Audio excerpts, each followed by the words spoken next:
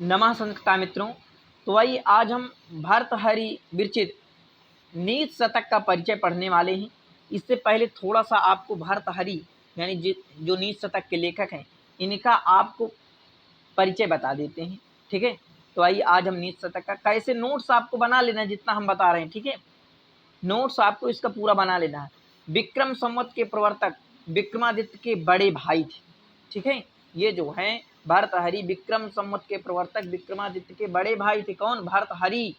और इनकी भर्तृहरि की पत्नी का नाम है पिंगला, और पिंगला इन्हें बीच में दे देती हैं धोखा। ठीक है, आगे देखते हैं इनके गुरु का नाम गोरखनाथ और वसुरात, यानी बौद्ध मत में इनके जो है गुरु का नाम वसुरात भी है, यानी कि दो गुरु मान लीजिए, दो गुरु हैं इनके। भाई का नाम अनुज यानी विक्रमादित्य। ठीक है, और आगे देखेंगे इनके पिता का नाम, तो इनके पिता का नाम गंधर्व सेन। मालव देश के इनके पिता जो है राजा थे। किनके? विक्रमादित्य भर्तृहरि की। ठीक है, और इत्सिंग के ये बहुत ही इंपॉर्टेंट प्रश्न है मित्रों। इत्सिंग के कथन के आधार पर भर्तृहरि को बौद्ध कहा जाता है। ठीक है, और भर्तृहरि वेदांतोक्त ब्रह्मा के उपासक थे। तो किसके पूछ ले? भर्तृहरि किसके उपासक थे? तो ब्रह्मा के उपासक थे। भर्तृहरि का समय तो 57 ईसा पूर्व अथवा 575 से 650 ईस्वी इनका जो है समय। देखिए, संस्कृत के जितने भी विद्वान हैं उनके समय के निर्धारण पर, काल के निर्धारण पर कोई सही जानकारी नहीं मिलती है। भर्तृहरि की शैली एवं रीति तो वैदर्भी शैली है। प्रसाद गुण है इनका। ठीक है, और माधुर्य गुण है, और प्रसाद और माधुर्य गुण इनका जो है मिल गया है। आगे चलेंगे मुक्तक काव्य के प्रथम कवि। तो पूछेगा मुक्तक काव्य के प्रथम कवि कौन है? तो मुक्तक काव्य के प्रथम कवि भर्तृहरि है। भर्तृहरि के प्रिय छंद कौन है? शार्दुल विकीर्णित शिखरणी। मृत्यु इनकी हुई है 650 चीनी यात्री इत्सिंग के अनुसार। अब इनकी रचनाएं जान लीजिए। रचनाएं देखिए, वाक्यपदीयम जो एक व्याकरण ग्रंथ है, आप ध्यान रखना कि वाक्यपदीयम इनका जो है व्याकरण ग्रंथ है। नीच शतकम ये एक मुक्तक काव्य है और इसमें 111 श्लोक हैं। श्रृंगार शतक मुक्तक काव्य है, और यानी कि नीच शतक, श्रृंगार शतक, वैराग शतक तीनों मुक्तक काव्य हैं। और जो श्रृंगार शतक है इसमें 103 श्लोक है। इसे ध्यान कैसे रखेंगे? क्योंकि ये भूल जाता है कि भाई श्रृंगार शतक में 103 है या नीच शतक में या वैराग शतक में। तो देखिए कन्फ्यूजन आपका दूर हो जाएगा। नीच शतक में आपको ध्यान आएगा कि भाई 111 है, वैराग शतक में आपको ध्यान आएगा 111 श्लोक है, नीत वैराग में 111 है। अब श्रृंगार शतक में आपको कैसे ध्यान रखना कि 103 श्लोक है? क्योंकि जिनसे ये प्रेम करते थे पिंगला से, वो इनको ध्यान जिनसे प्रेम करते थे वही इन्हें धोखा दे। इसलिए जब इन्होंने श्रृंगार का वर्णन किया तो कुछ श्लोकों को कम कर दिया। याद करने के लिए बता रहा हूँ, इसलिए आपको ध्यान रखना है कि श्रृंगार पर इन्होंने 103 श्लोकों को ही लिखा। ठीक है, आगे देखेंगे आप। अब इसी में आप देख लीजिए नीच शतकम।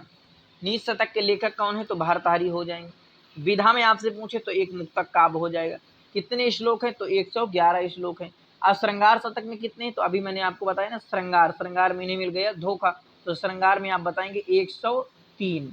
ठीक है, फिर वैराग, तो वैराग में क्या लिखेंगे? वैराग में तो वही लिखेंगे जो नीत में लिखें, तो 111। तीनों मुक्तक काव्य हैं। ठीक है, वाक्यपदीयम भी इनकी एक रचना है, तो वो व्याकरण ग्रंथ है। ठीक है, अब कुल श्लोक 111 हो गए। इसमें नीच शतक में कुल कितनी पद्धतियां हैं? तो मंगला 10 पद्धतियां हैं, और मंगला चरण को अगर ले लीजिए, मंगला चरण सहित जो है 11 पद्धतियां जो है हो जाती हैं।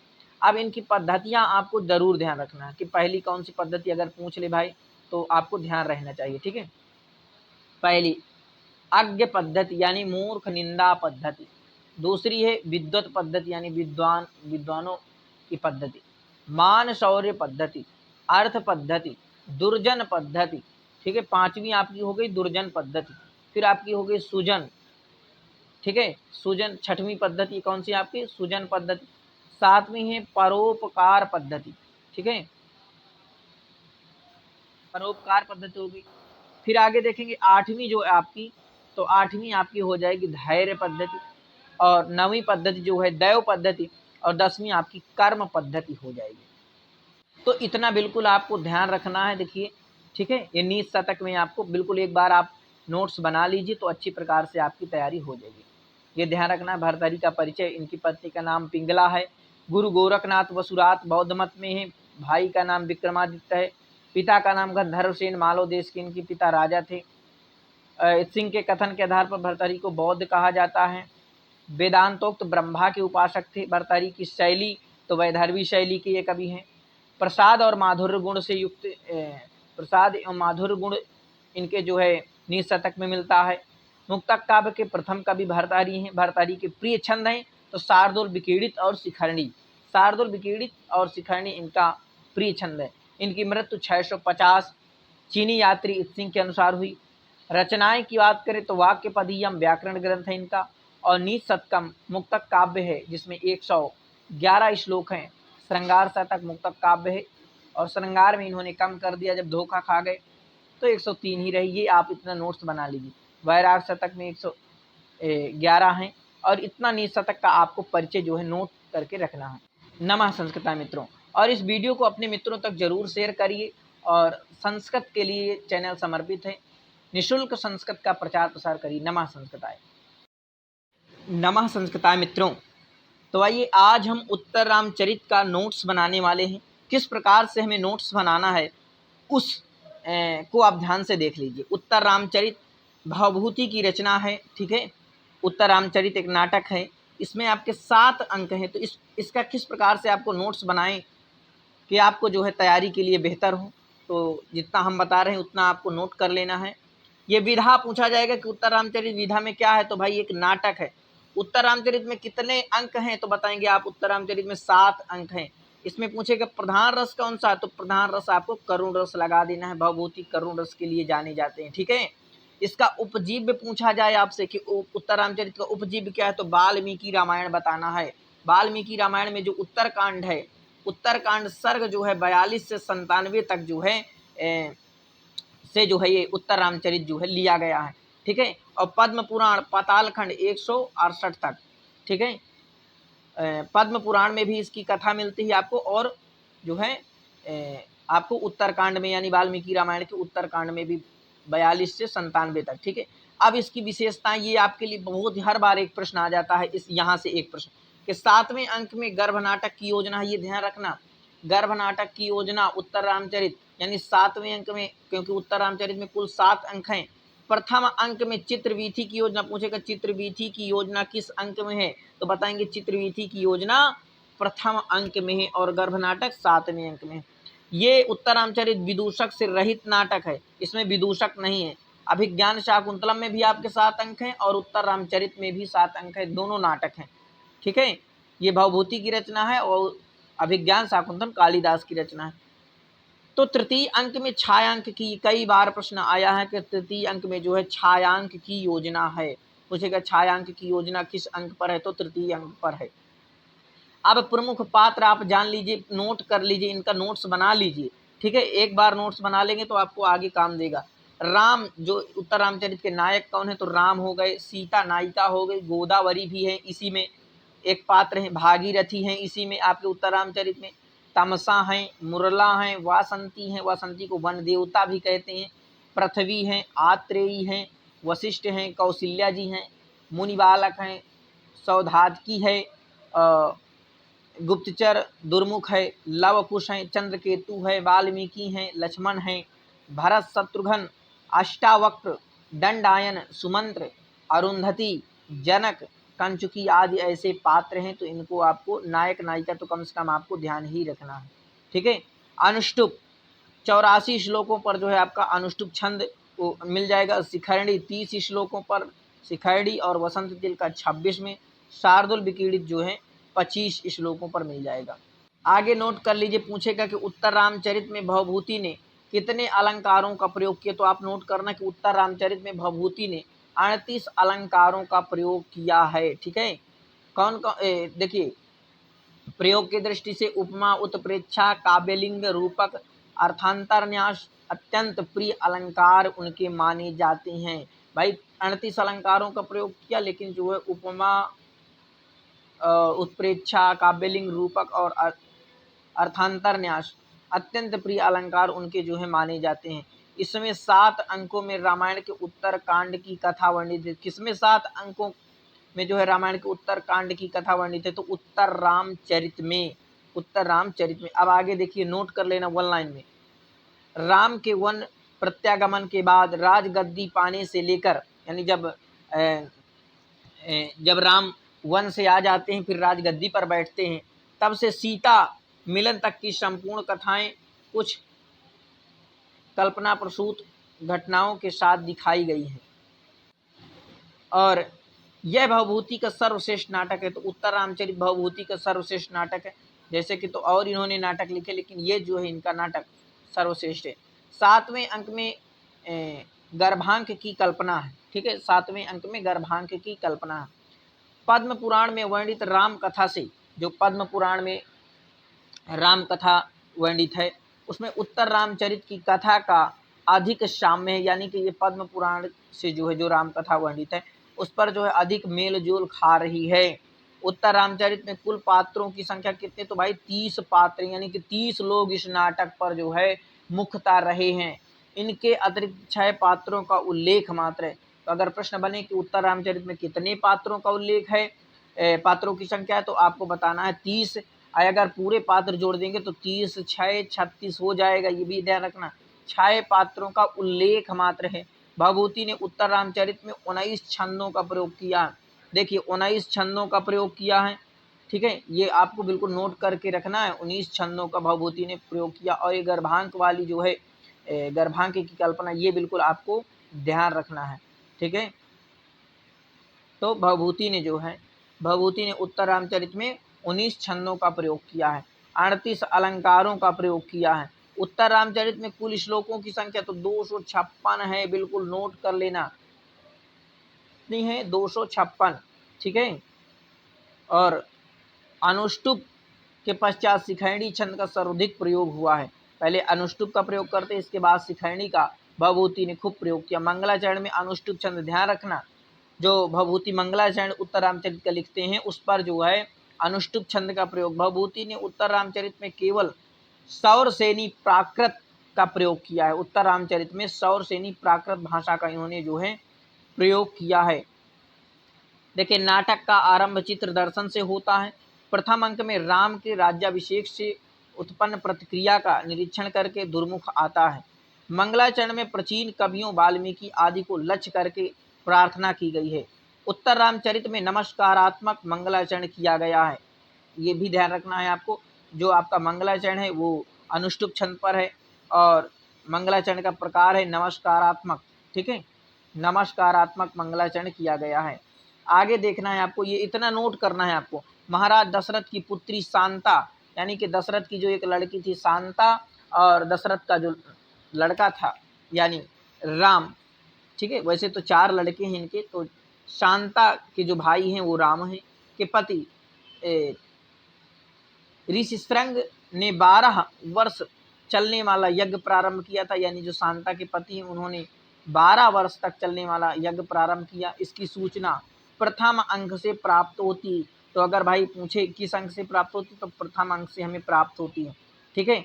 महर्षि वशिष्ठ का संदेश अष्टावक्र लाते हैं। तो महर्षि पूछेगा कि महर्षि वशिष्ठ का संदेश कौन लाता है, तो अष्टावक्र लाते हैं। वे कहोड़ के पुत्र हैं। किसके पुत्र हैं, तो कहोड़ के पुत्र हैं। लक्ष्मण द्वारा सीता के मनोविनोदार्थ लाए गए चित्रवीथी में सीता के अग्निशुद्धि तक की कथा चित्रित की गई है। लक्ष्मण की पत्नी का क्या नाम है, तो लक्ष्मण की पत्नी का नाम है उर्मिला, ठीक है। और चित्रवीथी बनाने वाले चित्रकार का नाम क्या है, तो भाई जो चित्रवीथी बनाने वाले चित्रकार का नाम है अर्जुन। सौधातकी और दंडायन वाल्मीकि के 2 शिष्य हैं। ध्यान रखना कि ये सौधातकी और दंडायन किसके शिष्य हैं, तो वाल्मीकि के शिष्य हैं। अब देखिए आगे आपको इतना और नोट्स बना लेना है। लक्ष्मण के पुत्र का नाम है चंद्रकेतु है और इनकी पत्नी का नाम उर्मिला, मैंने बताया। शंभू एक शूद्र तपस्वी, पूछे कि शंभू कौन है, तो एक शूद्र तपस्वी है। चंद्रकेतु के वृद्ध सारथी यानी बूढ़े सारथी का नाम क्या है, तो सुमंत्र है। वासंती वन देवता है और सीता की प्रिय सखी है। तो सीता जी की प्रिय सखी कौन है, वासंती है। वासंती को वन देवता भी कहते हैं। आत्रेयी एक तपस्वी ब्रह्मचारिणी है, ठीक है। आत्रेयी जो है एक तपस्विनी है, ब्रह्मचारिणी है। तमसा मुरला दो नदी हैं, अधिष्ठात्री देवियाँ हैं। ठीक है, ये जो है तमसा मुरला क्या है, तो ये जो दो देवियाँ हो जाएंगी। महर्षि वशिष्ठ की पत्नी, ये पूछा जाएगा कि महर्षि वशिष्ठ की पत्नी का क्या नाम है, तो महर्षि वशिष्ठ की पत्नी का नाम है अरुंधति। क्या नाम है, अरुंधति। तथा महर्षि अगस्त की पत्नी का नाम लोपामुद्रा। बिल्कुल यहाँ पर कंफ्यूजन नहीं करना है कि महर्षि वशिष्ठ की पत्नी का नाम है अरुंधति और महर्षि अगस्त के पत्नी का नाम है लोपामुद्रा।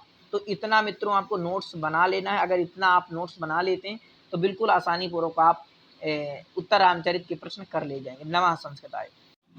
नमः संस्कृताय मित्रों, आइए आज हम किरात अर्जुनियम पर बात करेंगे। किरात अर्जुनियम का सामान्य परिचय, आपको किस प्रकार से आपको नोट्स बनाना चाहिए, कैसे आप नोट्स बनाएं, उस पर जो है हम चर्चा कर रहे हैं। तो भारवी की एकमात्र रचना है किरात अर्जुनियम, जिसके लेखक भारवी हैं। किरात अर्जुनियम किसकी रचना है, तो भारवी की। विधा में आपको लिख लेना है कि ये एक महाकाव्य है। इसमें 18 सर्ग हैं। कितने सर्ग हैं, 18। और इसमें जो रस है यानी प्रधान रस है वो वीर रस आपका हो जाएगा। ठीक है, प्रधान रस कौन सा है, तो वीर रस हो जाएगा। ये आप नोट्स बनाते चलिए। ठीक है, लास्ट में मैं आपको बता रहा हूँ किस प्रकार से आप और इसका जो है गहनतापूर्वक अध्ययन करेंगे। उपजीव यानी महाभारत का वन पर्व है। कथानक इसमें क्या बताया गया है, तो अर्जुन द्वारा भगवान शिव की तपस्या और पाशुपत अस्त्र की प्राप्ति, यह इस पर जो है वर्णन है। आप देखिए प्रमुख पात्र, तो प्रमुख पात्रों के आपको नाम नोट कर लेना है। जैसे इसमें प्रमुख पात्र हैं अर्जुन, द्रौपदी, युधिष्ठिर, भीम, नकुल, सहदेव, श्री कृष्ण, वनेचर, सुयोधन। इस प्रकार से इतने आपको जो है पात्र जो है प्रमुख पात्रों पर हैं, तो इन्हें जो है आपको नोट कर लेना है। ठीक है, आगे आपको नोट करना है कि भारवी का प्रमाणिक जीवन वृत्त सर्वथा अप्राप्त है। यानी कि जो महाकवि भारवी किरात अर्जुनियम के लेखक हैं, उनके बारे में देखिए संस्कृत के जितने भी कवि हैं उनके जो है जन्म स्थान के विषय में और उनके जन्म के समय पर प्रायः मतभेद जो है पाया गया है। ठीक है, कुछ किंवदंतियां प्रचलित हैं, उनके आधार पर इनके। तो महाकवि दंडी विरचित अवंती सुंदरी कथा के अनुसार भारवी का जीवन वृत्त निम्नलिखित है। यानी कि भारवी चालुक्य वंशी सम्राट पुलकेशिन द्वितीय के अनुज विष्णुवर्धन यानी 615 ईस्वी के मित्र या सभा पंडित या राज कवि थे। ये जो है बता रहे हैं अवंती सुंदरी कथा के अनुसार ये है। ठीक है, तो हमारे द्वारा दिया गया जो किरात अर्जुनियम का नोट से इतना आपको नोट कर लेना। किरात अर्जुनियम के इस श्लोक यानी जो आपका 5वां सर्गमा 39वां श्लोक जो है, इसके कारण इन्हें आतपत्र भारवी की उपाधि मिली। किरात अर्जुनियम में कुल 18 सर्ग हैं। ठीक है, तो 5वें सर्ग का 39वां श्लोक है। भारवी की रचना यानी भारवी की रचना किरात अर्जुनियम एक महाकाव्य, एक कृति है। इसमें 18 सर्ग हैं, श्लोक हैं 1040, यानी 18 सर्ग में कुल 1040 श्लोक हैं। लेकिन कुछ विद्वान इन्हें 1030 श्लोक भी मानते हैं, यानी कि 10 श्लोक कम मानते हैं। और इसका उपजीव ग्रंथ है महाभारत का वन पर्व। अब आगे आपको नोट करना है कि किरात अर्जुनियम के जो नायक हैं, किरात अर्जुनियम के नायक हैं वो मध्यम पांडव यानी कि जो बीच वाले हैं अर्जुन, धीरोदात्त नायक हैं। प्रतिनायक हैं किरात वेशधारी शिव हैं यानी शंकर भगवान। नायक की प्रकृति कैसी है, तो धीरोदात्त। ठीक है, नायक की प्रकृति। नायिका द्रौपदी है। इसमें मुख्य या अंगी या प्रधान रस कह लें तो मुख्य या प्रधान रूप से जो रस है इसमें तो आप वीर रस का ही वर्णन पाएंगे, लड़ाई झगड़ा ही पाएंगे। लेकिन इसका जो गौण रस है या कह लें अंग रस है तो ये श्रृंगार रस भी है इसमें, यानी कि प्रेम भी इसमें आपको मिलेगा। ठीक है, रीति एवं गुण की बात करें तो पांचाली रीति है एवं ओज गुण जो है इसमें पाया गया है। किरात अर्जुनियम के प्रथम सर्ग में वैधर्वी रीति है। ठीक है, क्या है, वैधर्वी रीति। किरात अर्जुनियम के प्रथम सर्ग में वैधर्वी रीति है। आगे देखते हैं तो अलंकार की बात करें, अलंकार की बात करें तो अलंकार शब्दालंकार, अर्थालंकार और चित्रालंकार, पूरे 18 सर्ग की बात है। इतने अलंकारों का इसमें जो है प्रयोग हुआ है। भारवी की जो शैली है तो पांडित्य प्रधान अलंकृत शैली है। पूछेगा भारवी की कौन सी शैली, तो पांडित्य। अरे भाई देख, पांडित्य प्रधान अलंकृत शैली है। बृहत्रयी में प्रथम स्थान पर परिगणित महाकाव्य, तो ये बृहत्रयी में 3 महाकाव्य अभी मैंने आपको बताया, नोट कर लीजिए। भारवी की जो किरात अर्जुनियम है, माघ की शिशुपाल वधम है, श्रीहर्ष का नैषधि चरितम है। इसमें 18 सर्ग किरात अर्जुनियम है, 20 सर्ग आपके शिशुपाल वधम में और 22 सर्ग आपके नैषधि चरितम में। तो अलग अलग भी प्रश्न पूछे जाते हैं, इतना आपको नोट करना। भारवी के किरात अर्जुनियम का जो प्रारंभ होता है वो श्री शब्द से होता है और अंतिम श्लोक जो है लक्ष्मी पद का प्रयोग हुआ है। भारवी के काव्य को कहा जाता है तो लक्ष्मी पदांक कहा जाता है। किरात अर्जुनियम के प्रथम सर्ग में श्लोक या पद कितने हैं? तो भाई कुल 46 है। अब एक प्रश्न यहाँ पर और नोट कर लेना, जो 1 से 44 तक है, तो 1 से 44 तक मित्रों इस पर आपका वंशस्थ छंद मिलेगा। आपको क्या मिलेगा? वंशस्थ छंद।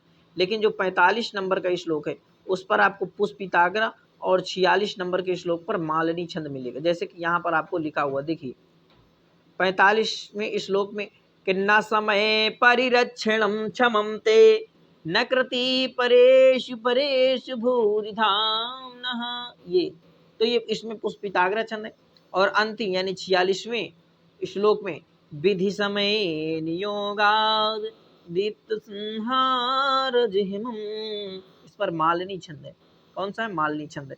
अर्थ गौरव के लिए कौन प्रसिद्ध है? तो अर्थ गौरव के लिए भारवी, भारवे अर्थ गौरव, नायक अर्जुन और प्रतिनायक किरात शिव के नाम पर इस महाकाव्य का नाम किरात अर्जुनियम पड़ा। तो प्रश्न बने कि किरात अर्जुनियम कैसे नाम पड़ा? तो नायक और प्रतिनायक नायक के शिव के नाम पर जो इसका नाम किरात अर्जुनियम पड़ा। ठीक है, इतना आप नोट किए। आगे आप देखेंगे किरात अर्जुनियम में श्री कृष्णम आचार्यन, जो श्री कृष्ण माचार्यर ने जो है माचार्यर ने किरात अर्जुनियम की कितनी टीकाओं का उल्लेख किया? तो ये आपको नोट रखना है भाई, 34 टीकाओं का। कितनी? 34। किरात अर्जुनियम की सर्वाधिक प्रसिद्ध प्रमाणिक एवं सारवती टीका का क्या नाम है? तो घंटापद टीका। ये मल्लीनाथ लिखते हैं घंटापद टीका। कौन लिखते हैं? मल्लीनाथ। पूछ लेता है कि भाई घंटापद का शाब्दिक अर्थ क्या है? तो राजमार्ग है। क्या है? राजमार्ग। किरात की अन्य टीकाओं में सर्वाधिक लोकप्रिय टीका है शब्दार्थ दीपिका श्री चित्र भानु। केवल प्रथम 3 सर्गों पर जो है ये लिखते हैं, यानी कि 3 सर्गों पर जो है ये जो लिखते हैं श्री चित्र भानु। ठीक है, आगे आपको नोट करना है कि किरात अर्जुनियम के प्रथम 3 सर्गों को, किरात अर्जुनियम में कुल 18 सर्ग हैं, उन पे 3 सर्गों को जो है कहा जाता है तो पाषाण त्रय कहा जाता है। प्रथम 3 सर्गों को, ठीक है, यानी पहला, दूसरा एवं तीसरा, इनको क्या कहा जाता है? तो पाषाण त्रय कहा जाता है। भारवी के आश्रयदाता दुर्विनीत ने संस्कृत टीका लिखी किरात अर्जुनियम के 15वें सर्ग पर। ये भी आपको नोट रखना कि जो भारवी के आश्रयदाता हैं दुर्विनीत, इन्होंने संस्कृत टीका लिखी किरात अर्जुनियम के 15वें सर्ग पर। किरात अर्जुनियम में कुल 18 सर्ग हैं। ठीक है, आगे नोट करिए शब्दावतार नाम से बृहत कथा का संस्कृत रूपांतरण किसने किया? तो दुर्विनीत ने किया। किरात अर्जुनियम का 15वें सर्ग प्रसिद्ध है चित्र काव्य के लिए, जो प्रसिद्ध है। 15वां सर्ग किसके लिए प्रसिद्ध है? तो चित्र काव्य के लिए प्रसिद्ध है। 15वें सर्ग पर किसने टीका लिखी? तो दुर्विनीत ने टीका लिखी। ठीक है, और देखिए कुल 1 लाइन में है तो इन्हें भी आपको नोट कर लेना। वही किरात अर्जुनियम में, किरात अर्जुनियम में किरात से तात्पर्य किसका है? तो भाई किरात से किरात वेशधारी शिव का। किरात अर्जुनियम का मंगलाचरण है वस्तु निर्देशात्मक मंगलाचरण है। किरात अर्जुनियम महाकाव्य का फल है नायक अर्जुन को। किरात वेशधारी शिव से पाशुपत अस्त्र की जो है प्राप्ति, ये किरात अर्जुनियम का जो है फल है। युधिष्ठिर 12 वर्षों यानी कि 1 साल 12 वर्षों के वनवास काल में अपने अनुजों और द्रौपदी के साथ कहाँ रहते हैं? तो द्वैतवन पर रहते हैं। कितने साल? 12 वर्ष। और भगवान राम कितने साल रहे भाई? तो वो 14 साल रहे हैं। ठीक है, तो वहां से द्वैतवन पर किरात अर्जुनियम का नामकरण, देखिए यहाँ से एक प्रश्न आता है किरात अर्जुनियम, तो किरातश्च अर्जुनश्च किरात अर्जुनौ, यानी कि यहाँ पर आपका किरात अर्जुनियम पर आपका द्वंद्व समास हो जाएगा। तो किरात अर्जुनियम में आपका जो समास हो जाएगा वो द्वंद्व समास हो जाएगा। ठीक है, तो अधिकृत्य कृतम काव्यम इति किरातार्जुनीयम। किरातार्जुन छा यानी अधिकृत्य कृते ग्रंथ के अर्थ में छा प्रत्यय इस पर लगा हुआ है। ठीक है, तो ये इतना आपको मित्रों नोट कर लेना है। तो इतना आपको नोट्स में अपने बना लेना है, और जो भी अलग अलग राइटर की बुकें हैं उन्हें पढ़िए, और उनका जब मूल पाठ पढ़ेंगे, ठीक है, यानी सारांश, और वहाँ से जो आपको अच्छा लगे पॉइंट उसको नोट करते चलिए। अगर इस प्रकार से आप तैयारी करते हैं तो जरूर आप सफल होंगे। नमः संस्कृताय मित्रों। नमः संस्कृताय मित्रों, तो आइए आज हम मेघदूत यानी खंड काव्य, जिसे गीत काव्य भी कहते हैं, इसके बारे में चर्चा करेंगे और इसका संपूर्ण आपको नोट्स देंगे। किस प्रकार से आप नोट्स बनाएं, चाहे देखिए जो भी एग्जाम आप दे रहे हो, टीजीटी दे रहे हो या पीजीटी में, जहां भी ये मेघदूत रखा हुआ है तो आपका ये सामान्य परिचय यही रहेगा। ठीक है, तो आप कैसे नोट्स बनाएं जिससे आप बेहतर तैयारी कर सकें, आइए हम बताते हैं।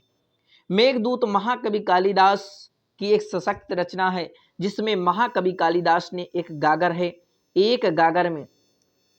गागर में इन्होंने बड़ा सा सागर भर दिया है।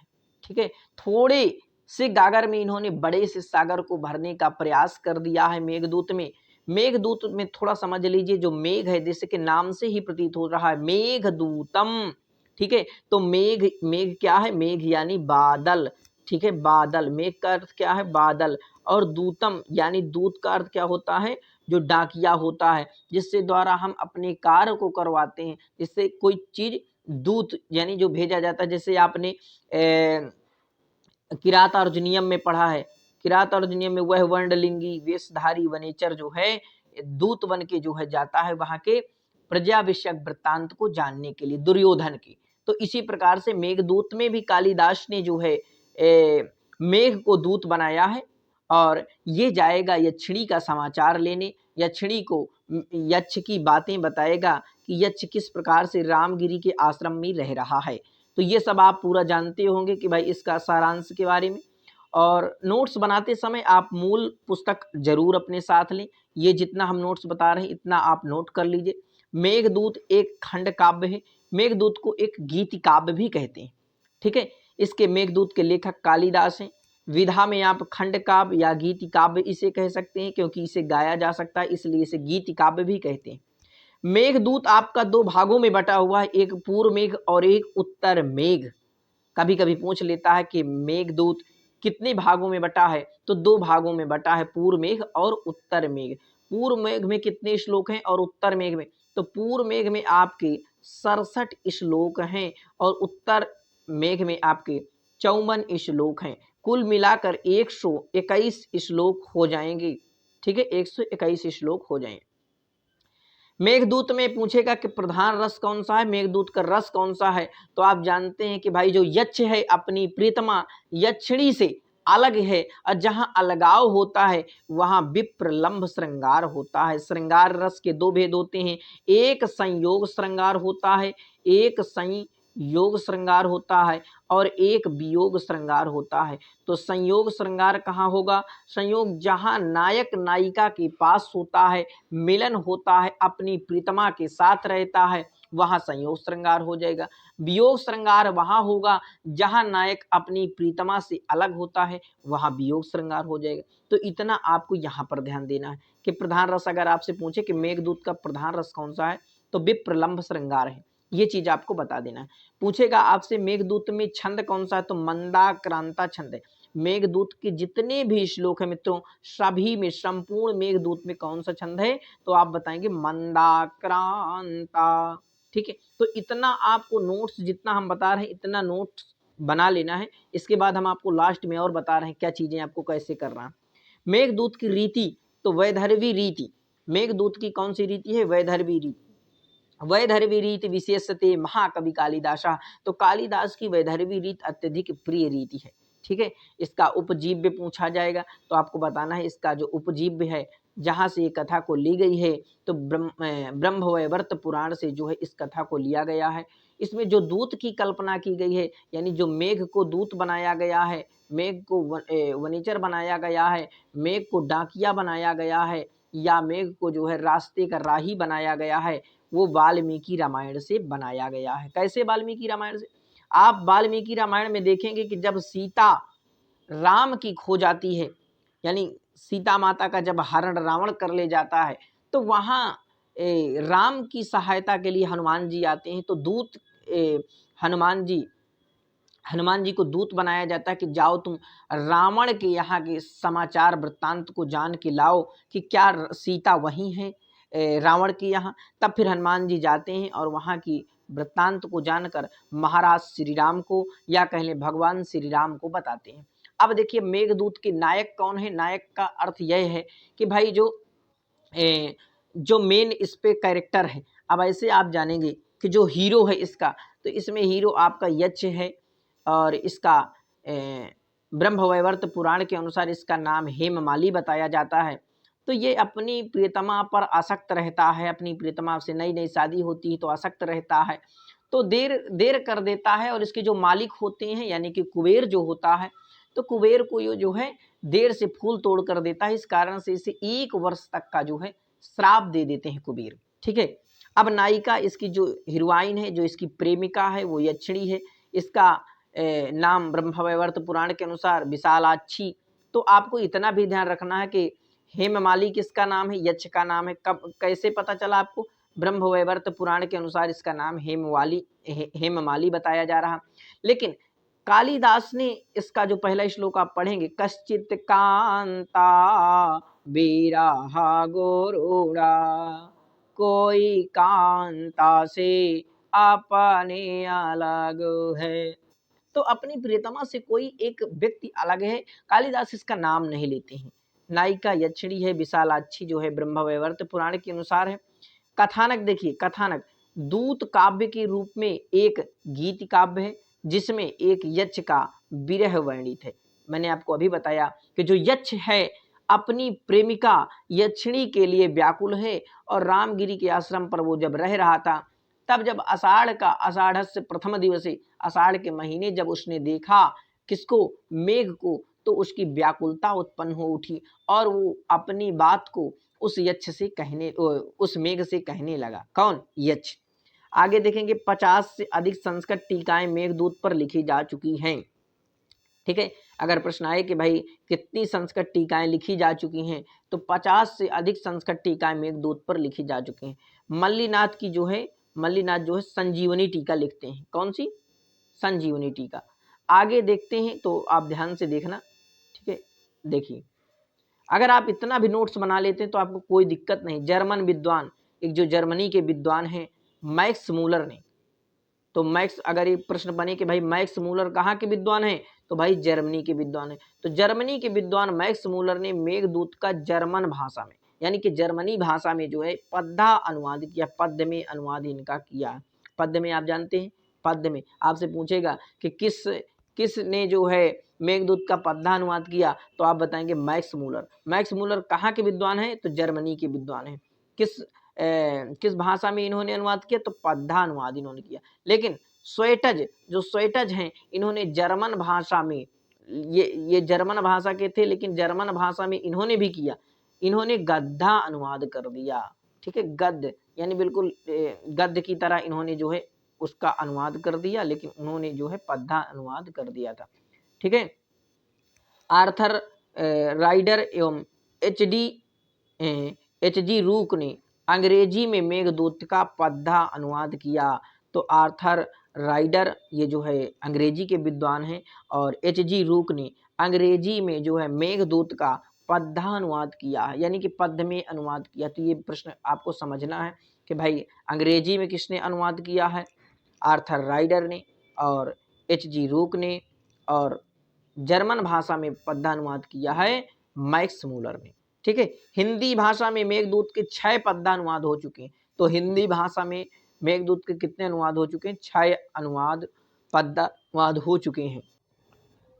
आगे आपको नोट करना है कि क्षेमेंद्र ने कालिदास के मंदाक्रांता छंद की, जो कालिदास मंदाक्रांता छंद पर मेघदूत को लिखते हैं, वो जो है इनकी प्रशंसा करते हैं कि शुभशा कालिदास से मंदाक्रांता विराजते, शुभशा कालिदास से मंदाक्रांता विराजते।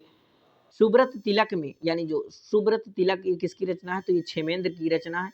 इन पर इन्होंने शुभशा कालिदास से मंदाक्रांता विराजते, ये जो है कालिदास की प्रशंसा करते हैं।